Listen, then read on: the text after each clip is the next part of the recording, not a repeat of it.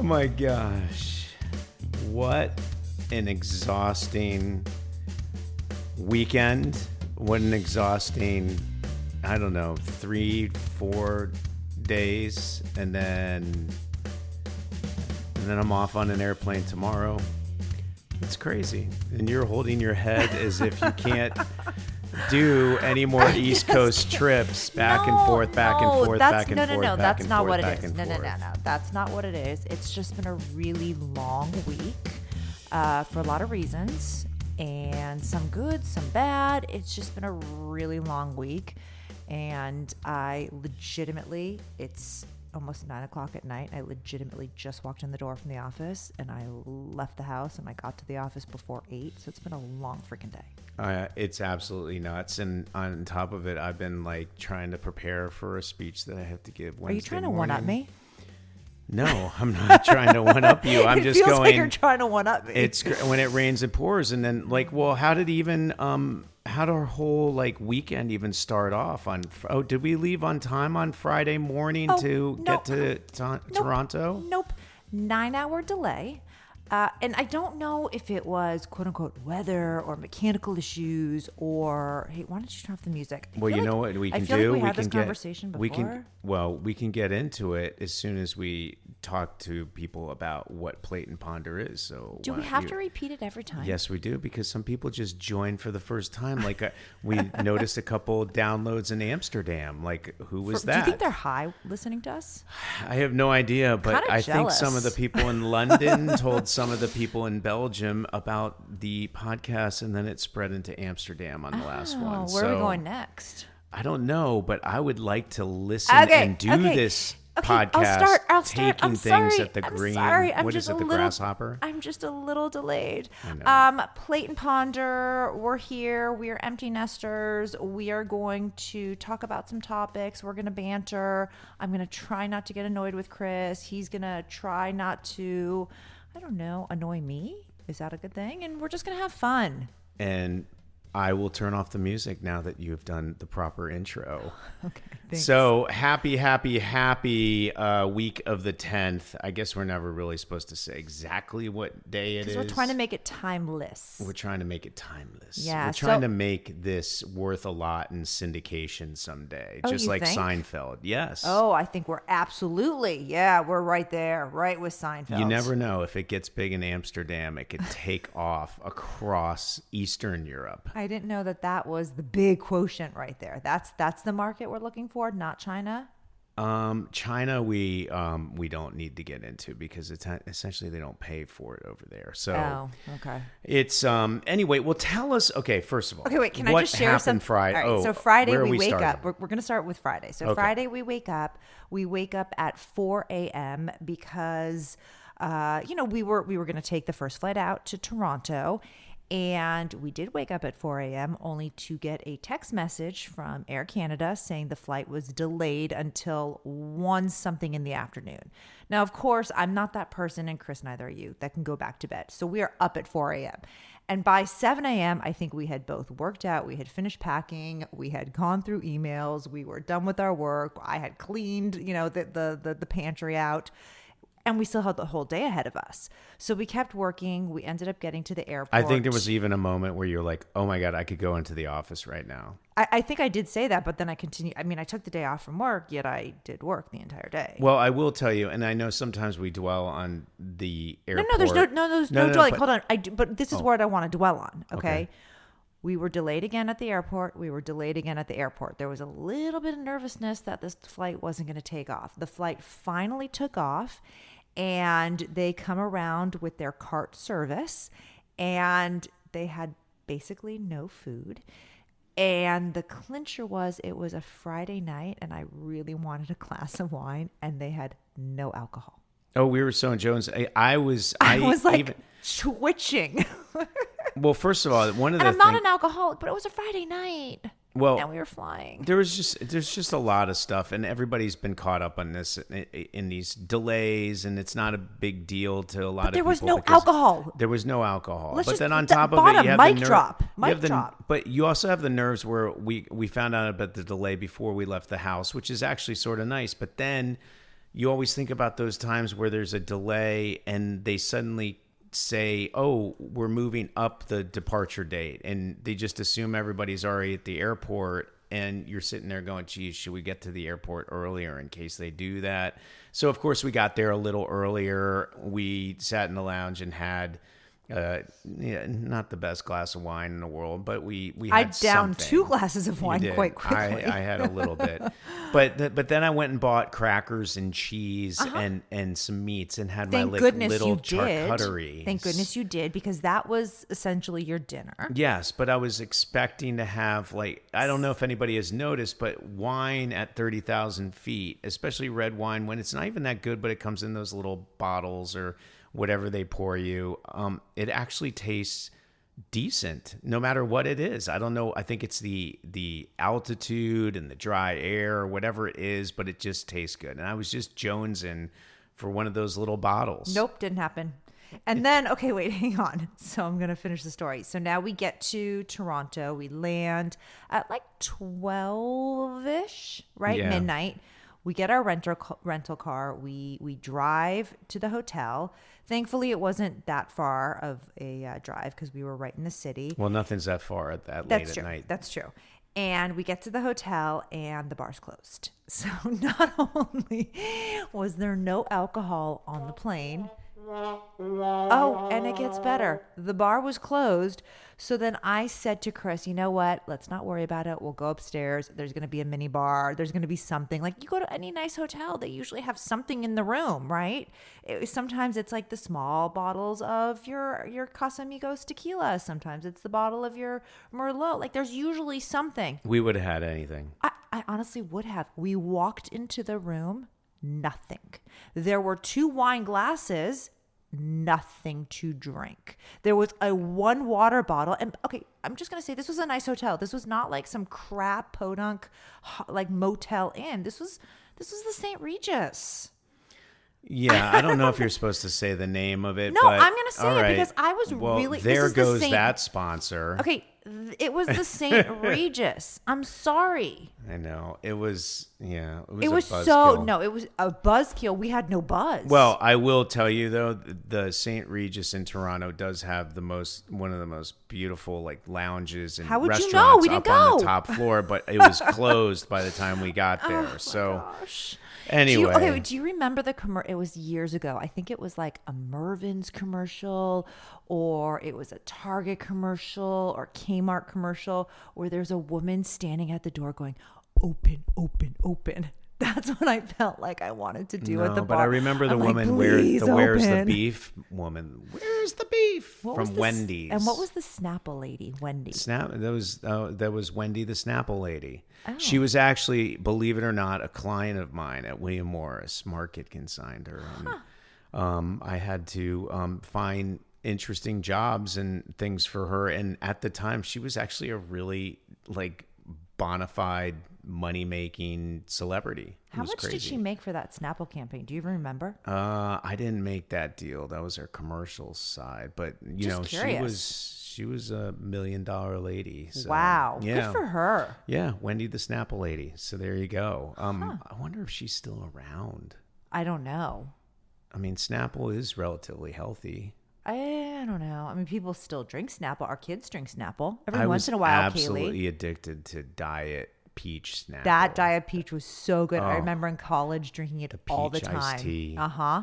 I couldn't drink the sugar stuff though. It was that was sugary. But don't you? They had like a lemon. It was a pink one, and it was like a lemonade, the raspberry, mango something. And it was like raspberry iced tea too. That was really good. But it had to be the Snapple diet. Still around? Yeah, because it had the wide mouth too, which allowed you to just guzzle it. And remember, you'd open the lid, and there was always a joke under the Snapple cap. That? I forgot about that. Huh. See, we lost St. Regis as the sponsor, but we got Snapple. It's like the Bible verses on In-N-Out burger cartons. Is that true? Oh, yeah. At the bottom of the soft drinks or, on the burger box or whatever, there's little Bible verses. Can I admit, and I know that, my kids are going to be like, Mom, you're so uncool, but I haven't been to an In-N-Out in probably 20 years.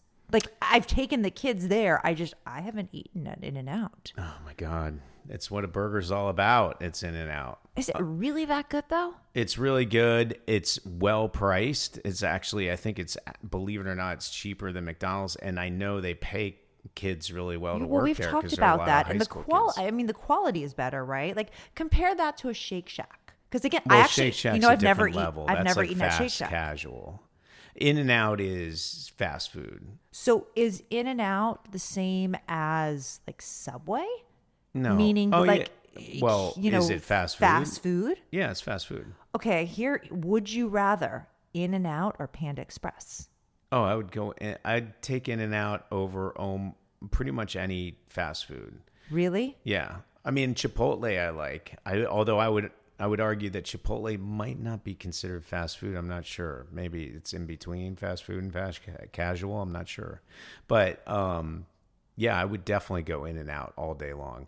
The crazy thing about In-N-Out, as somebody who has digested a lot of In-N-Out over the years, is that they design the burger so that you can't put it down. So you have to eat it. If you put it down, it sort of all falls apart. So you pretty much have to hold it the whole time. And I've found that it's great to hold over your fries because the grease and just all the juices down. Drips onto your fries. So you eat the burger first because the burger you cannot let go of. Trust me, if you take it out and you put it on, I'm not understanding it, but I'm going. You just with have to hold it, and it for some reason it's almost like cotton candy in a way, where like it looks like it's a burger and it's going to take you the 20 minutes it would take to eat a burger, but it somehow just sort of dissolves in your mouth really fast, and it's just so delicious. And I get it animal style with the chilies on top. Oh, it's ambrosial. I don't do that. I like at one time, remember when I did that Atkins diet like many, many years ago, I used to do the protein version with just the lettuce, but that's no fun. You got to have the bun. And the bun is, you can't go like, oh, I'll get it with the bun and not eat it with the bun, because the bun sort of just melds together with the meat. It's just really good. It probably doesn't sound great the way I'm describing it. You just have to go to an In-N-Out, and I'm sorry the people in Amsterdam can't do that. But okay, now I've got a question for you. And I'm not the person to ask, which is why I'm asking you. And I feel like I should probably text the kids and get their response too. Fries. Now let's go the fries route. Okay. What's better? A fry from Chick-fil-A, or a fry from In-N-Out, or a fry from McDonald's? I think McDonald's has figured out the fry better than anyone. I would always go with the McDonald's fries. The problem with the McDonald's fries is they're completely unedible after about an hour because they turn into a wilting, greasy mess.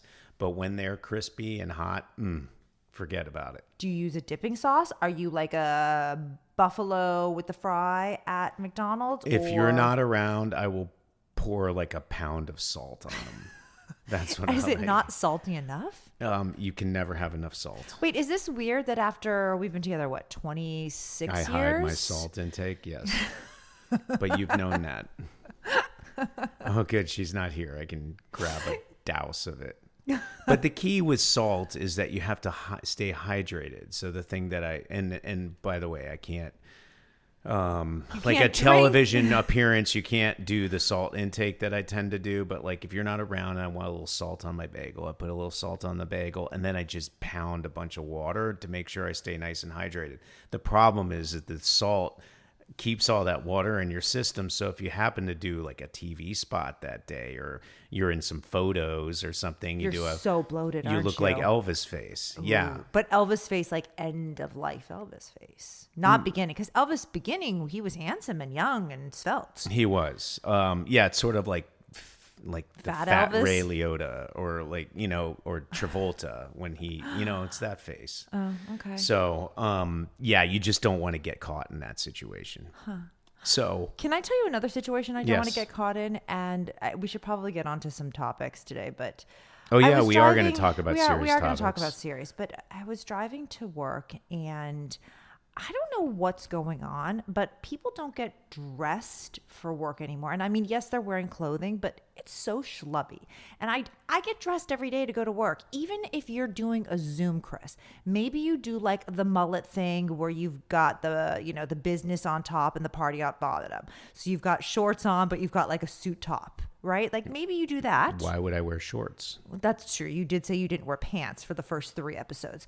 But the point is, I saw these people walking into their office. They were in really baggy acid wash jeans, like not even good jeans. They were in some tennis shoes. They were in a baggy sweatshirt. They look like high school seniors going to work. When did that happen? I don't know, but I also won't fall for the, like don't be looking down on people that can't look nice, because it's not about that. But let's talk about where, before I met you, or even still, like where I like to go buy stuff, whether it's like a Marshall's, or up in Canada they got that place Winners, or whatever it is, these places where you can literally buy stuff that looks fantastic, yet it doesn't cost all that much, right? I'm just not even asking that it needs to be a fancy designer. I'm just wondering, when did it become acceptable for the younger generation to walk into the office looking like they're in high school? Well, my favorite thing is when they look absolutely like schlubby as all heck, yet they have a really fancy mask on.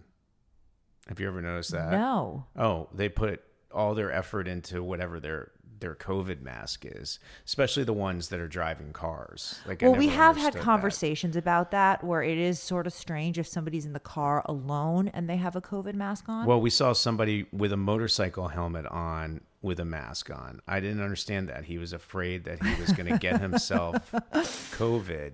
And this happened a week ago. Well, why? Maybe it wasn't that he thought he was going to get COVID. Maybe it's because of all the pollutants in the air. I'm going to give the guy the benefit of the doubt. I guess but in a car with closed windows, I don't get the person that is masked alone. Yeah, I don't get that either. I don't. Okay. Although I will say, when I'm on an elevator, sometimes I sort of wish everybody had a mask on. Cause when you get in the elevator with everybody coughing and all that stuff. And then there's obviously been airplanes where you're just going, oh my God, does everybody have strep throat on this plane? Like, what am I going to feel like when I get off of here? Please don't get sick. Please don't get sick. Oh, I should say a shout out to the MCGILL Redbirds, because I have heard that in Montreal, people listen to this podcast a little bit. Or is Dylan lying to us to make us feel better? No, a couple of his teammates have said they like the show. Did they? Yes. Aw, I love that. They want to hear more talk about lacrosse. Well, lacrosse is over now for us. Lacrosse is over. In case anybody's wondering, we did get up there to see them have this incredible game. It was really fun to watch. We had a lot of laughs, a lot of fun. We froze our butts off. It was below freezing. It was very cold, and they lost in the final minutes. Yeah. And then they had an all-star game afterwards that was really fun, and the kids had a good time. But it was a little bit of a bummer, but at the same time, we were really proud of the kids, and we had a really, really good fall watching this Redbird team kick some butt, and we get 3 more years of it, which I'm really excited about. Although now we're truly empty nesting, because we don't have a sport to go fly across the world to go see every weekend. Don't worry. Just today, I made plans with one of the lacrosse moms, and I'm going to fly to Toronto, and I'm going to see her, and then we're going to go to Montreal to see our boys. Wow. So you're going to go from sports parent to helicopter parent? And there's something wrong with that. Why? Well, you didn't invite me. That's the problem. I want to go do that too.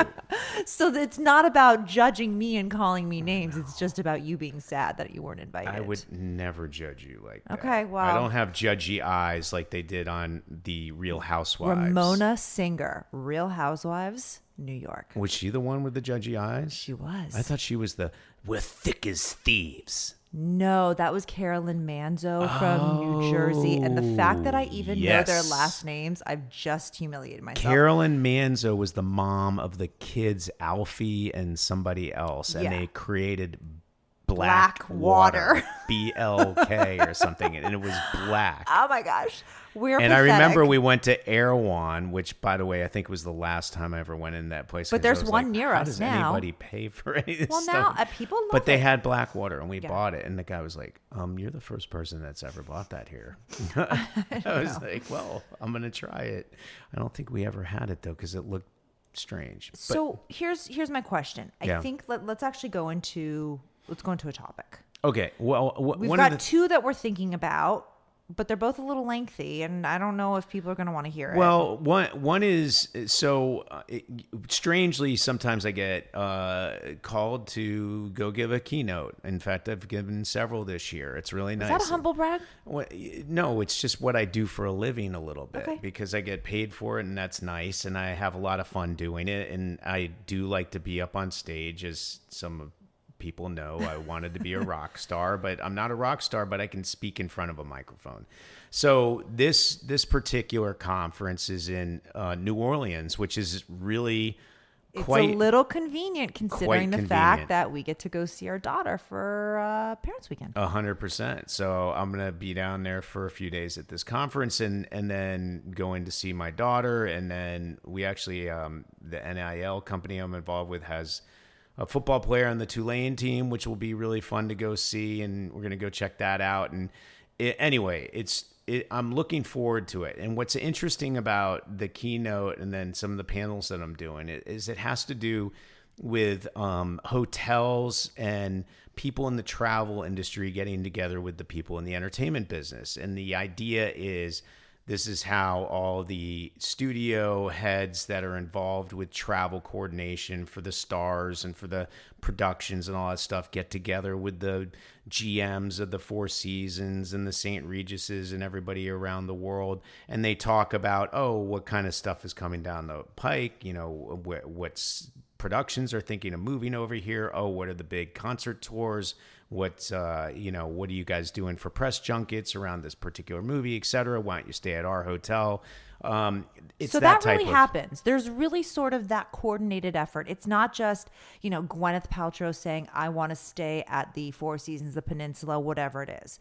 There's actually that, like I said, the coordinated effort. Is that true? There's 100% the coordinated effort, because they all work together, and including with the airlines and everything, to have discounted prices because they want repeat customers on a grand scale.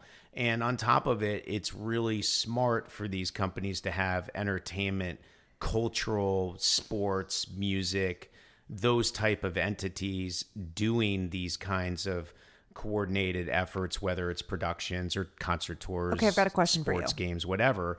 It's good for their PR. So this is my question, though. Are they allowed to publicize it, or does the celebrity, the football team, the cultural event, the entertainment, whatever, do they publicize it? Well, it's not about publicizing the hotel. In fact, a lot of times there's NDAs that a hotel can't go and say, we have Johnny Depp staying at this hotel and the whole crew and cast of, Chris Nolan's movies staying at this hotel. That's not something that they're supposed to do. Everything needs to be very private and discreet. But where the benefit is obviously in the payments that are made by the clients, the studios and the productions paying these hotels. And then on top of it, when everybody does clear out of there, right, there will be photos, there will be, essentially historic, memorabilia of those stays, and that's stuff that on a business to business level, the hotels will talk about as case studies. And we had this production, we had this music star here, we had this whole sports team, we hosted the whole U.S. Olympic team here, et cetera. It's a very symbiotic relationship between the two industries. So interesting. So because I wouldn't necessarily pair those two industries. It's very, very important, and it's actually more important now than ever. So the keynote I have is to talk about the headwinds that are facing both industries and how they need to work together to try to continue this fantastic coordination between the two industries and the benefits that it creates for the world. So, of course, with any keynote, you have to think about you can't just plug and play the things that you normally say at the last speech. You got to really come up with what's super relevant about the people that are there in the audience, and what the whole theme and thematic of what the whole event and the conference is all about, and the mission and purpose. So what's interesting is you look at the headwinds right now, which are really strong, right? Like when we did Iron Man 3 and we had to convince Robert Downey Jr. to come over to China and all that stuff. Well, no one had done it before. So there was this huge unknown. It's like, how do you pitch the hotels? How do you pitch the ability to give them privacy and give them security and help them find a comfortable environment and be able to do what they need to do and not be bothered, but also maybe have an impactful, memorable experience while they do it? It was all about unknowns. Now the whole world is pretty much very familiar to people. Right. So the big headwinds now are really tech and AI, right? This whole, and COVID also can be grouped into that. This idea that I don't need to get out on the road and go promote my movie. No, because you could log on, you got your square, you could, talk about the movie, talk about the experience, do all the promo just from your living room. And even like we started the show, you could be like the mullet. You could have shorts or no pants and look nice on top. That's exactly the case. So it's like, well, what is the argument that you're making to get a big star out of their bedroom, out of their living room, and to get them across the world to go do something? So you have to create this relevancy impact, like the fact that they want to come to that market. They want to embrace that market. They want to shake the hands in that market. They want the person-to-person contact in that market. Do people still want person-to-person contact? Well, there's a human, I mean, there's the funny part of that where like, no one wants to touch each other's hands or whatever because of COVID. But the fact is the whole humanity runs on person-to-person exchange. Well, we've talked about that. If we lose that, we lose humanity. Sure. So that's, so you have the tech, AI, COVID aspect in terms of even promoting marketing films. But what about producing films? Well, or television? Well, now AI is going to generate all kinds of abilities to do things virtually that make them look like practical locations. So you won't even need to bring a production to certain places if you want to have, say, James Bond in Berlin or whatever it is. So how do you push the practical, like be there, touch it, realism, the relevancy of all of that? That's a lot of the things that need to be thought about in this whole disruptive universe. And then you combine that with things like geopolitical tensions, right? Like, can you get visas for people? Right. Are people going to get tariffed? Are they going to get overtaxed? Are they even wanted there? Are they going to get boozed and harassed because they're from, say, America, and that particular country seems to be under, the Trump target of the day or whatever it is, right? Like there's a lot of things that are creating these headwinds to get people on the road and to actually do things in other markets. And that also occurs here domestically too, right? Like it might be hard to get somebody that's, say, extremely progressive to go shoot a movie, say, that needs to be shot in Alabama, right? How do you get them? Have you seen that happen? Oh, I know there's a lot. Really? There's a lot of... Am I totally naive to that? There's a lot of artists that won't go to certain places, even in the U.S. In fact, there was an ongoing campaign at one point when Georgia was looking to overturn the pro-choice laws there, that right. Hollywood was going to stop shooting productions to essentially get back at Georgia over that. And there were a lot of stars and celebrities and various directors that came out and said, yeah, if that goes through, we're not there ever again. Wow.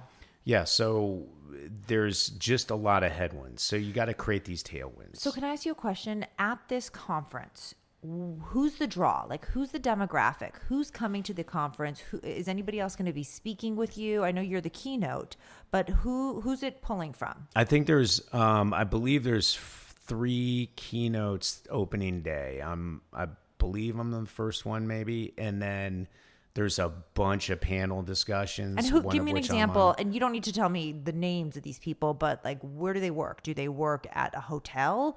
Do they work at a car company? No, I'm on one with like, say, one of the producers of American Idol. Okay. Right. So, and he's doing all kinds of productions around the world, whether, in their big sort of shiny floor event, reality competition shows, those kinds of things. And then there's people that are from, say CFOs at different production companies or studios that are talking about the cost benefit analysis of shooting things in different locales. Remember, there's 70 plus nations around the world right now that have federal incentive programs to lure production of TV and film. That means, say, like we shot our movie Bad Counselors in North Carolina, where we got a 25% rebate on all of our spend there. So say you spend $10 million on a movie, you get $2.5 million of it back. Well, in a country that has a national rebate, they might have another 25% on top of that. So you'd get half of your money back. There's actually places in Canada like Manitoba or Halifax where you can get as much as 55% of it Seriously? back. Yes. And then combine that with the fact that the loonie or the Canadian dollar is trading at 75 cents on the dollar. That makes it almost impossible to justify shooting production here in the U.S. So it does. I was in D.C. We talked about it on one of the earlier podcasts, talking to people on the Hill about trying to push through some sort of incentive subsidy program where all states can layer that on top of what they're already doing state by state to try to make the United States more competitive. Forget about California. No one cares about saving California, right, in Washington, D.C. It's about bringing manufacturing back here in the U.S. of something we do best in the world, which is Hollywood production. For sure. So, That's really interesting. I'm sorry I can't go. Well, you can't. Well, you are going to meet up with me down there. Right, but I can't go listen to you. My God, who we have? Oh, who's coming to the house this? Oh, we know. Yeah. Okay. Yeah, Flynn always needs that dog sitter, and plus we don't have a problem having somebody stay at our house because it's just a nice location.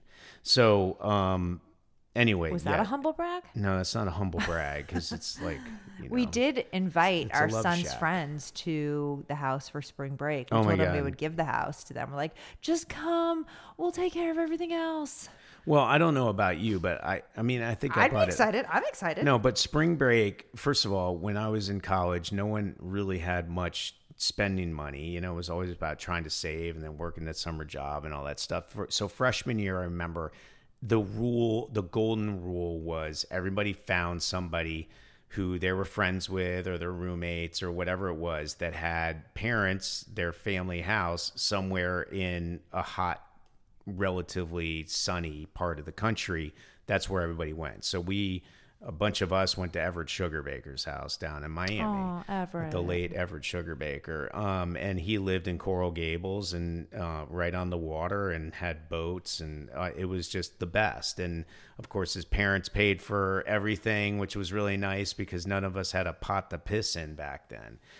So that's sort of what we offered up these guys. They were so excited. You'll cook breakfast every morning. We'll stock it. Although the drinking age is not 18 here. That is correct. So they're going to come here thinking that, that's another topic. Move forward. They can't drink here.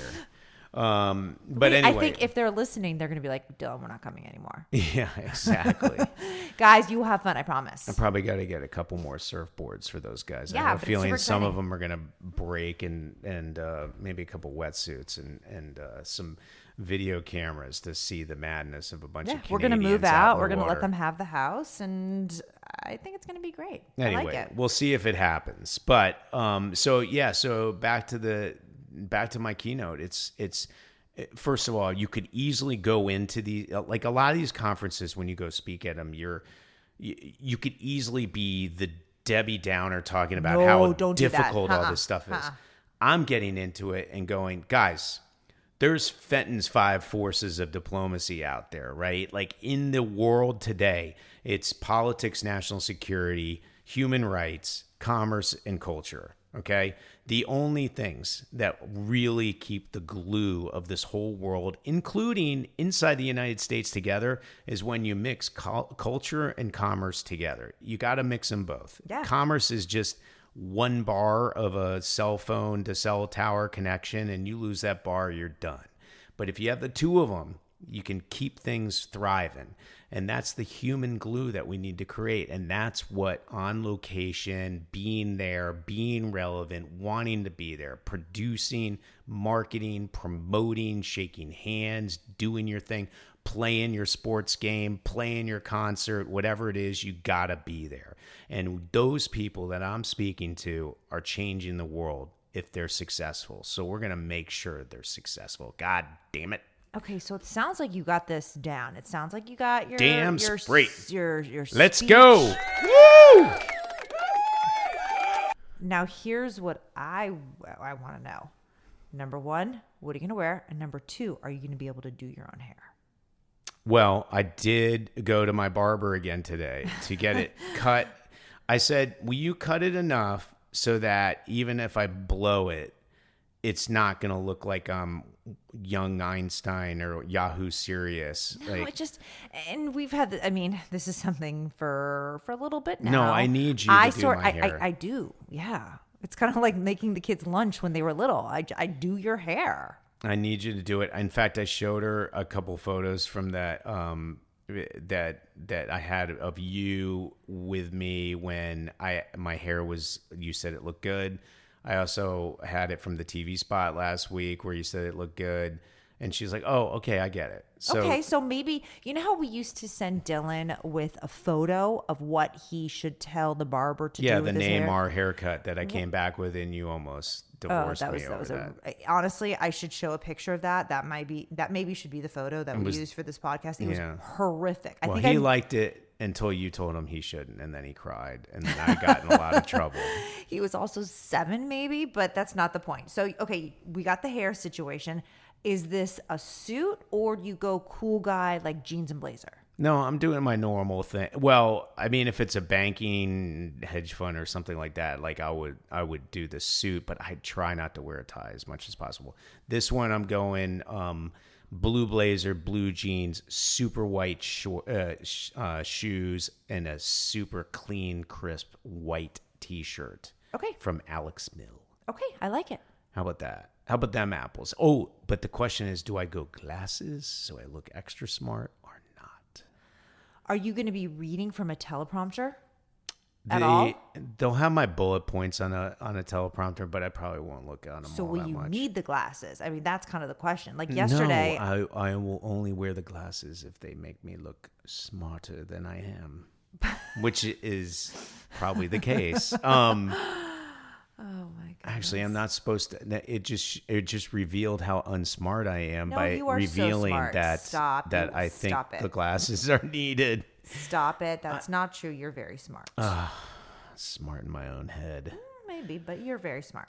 Anyway, I will say that I'm shocked that we have gotten to the end of another podcast without falling asleep because our sleep schedule has been a complete mess. Oh my God. Last night we went to bed at 8:30. I'm not joking. Well, we did, but we slept until 6. We were up for 36 straight hours. Well, that's true, but 8:30, we're like a 2-year-old. It was so really nice. It was so nice. And I slept all the way to 6 a.m. this morning. It was dope, as the kids would say. Wait, can I tell you? We just got an email. From the St. Regis. Because I sent them an email. I did. I'm that person. Was it a nice email or was it one with a little anger? Well, no, it wasn't. And my sister helped me draft the email. And by the way, we will say, this is not about I didn't really want the name of the hotel talked about because we actually do like St. Regis hotels. 100%. I think they just had an off weekend. I think it was an off weekend. And I think that there was a couple of shortfalls and I shared it. And it wasn't just 1 or 2. It just kind of built up. And you could tell they would take care of it. I mean, not having a shower with hot water. Well, I was going to say that's the worst. So yesterday morning when we were flying out at 5 a.m., we're taking a quick shower to get to the airport and there was no hot water. Yeah. That was the worst. But I did just get an email back, and they are crediting us back. Oh, well, how about that? Okay. Well, so yay!